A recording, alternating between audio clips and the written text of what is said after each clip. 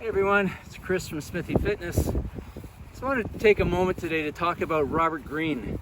Now Robert Greene wrote this book, The 48 Laws of Power, and this came out, I think it was like 2002, quite a while ago now. It's a fantastic book. Now look, parts of it are a little bit dark. It talks about power and all its uses, and some of those uses and methods are evil or dark, and we meet people in our lives that use their power against us, but everything is a little bit of a power game. So if you know how to take advantage of the power game, it can work for you, and more importantly, you'll recognize when somebody is taking advantage of you using the power game and how to counteract it.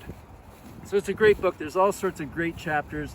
It's not all dark. Probably 10 out of the 48 are a little bit, dark, Machiavellian.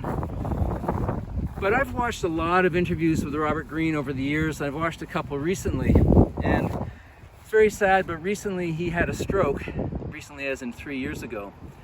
And he's lost the use of the left side of his body. He's working on getting it back, as you do with the stroke. And he's been interviewed, about what it's like. How is his life right now?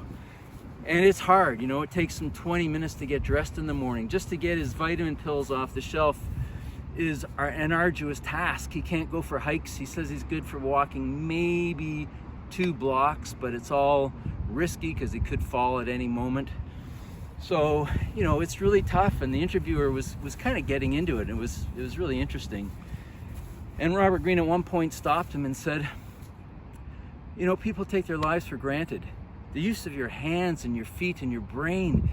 He says he doesn't have use of his hand, of his left hand. He said it's unbelievable. When you don't have it, you miss it so much.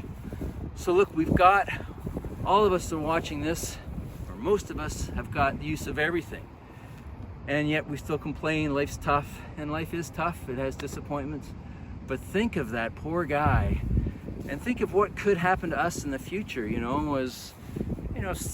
car accident or some sort of heart attack or cancer. Hopefully we don't get that with the iron dumping I talked about in the last video.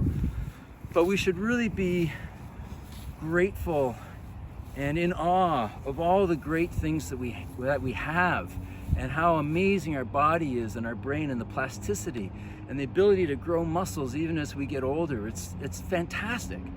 So we really need to take a moment and be grateful for these things, to not take them for granted, and to use them to maximize the gifts that we've been given.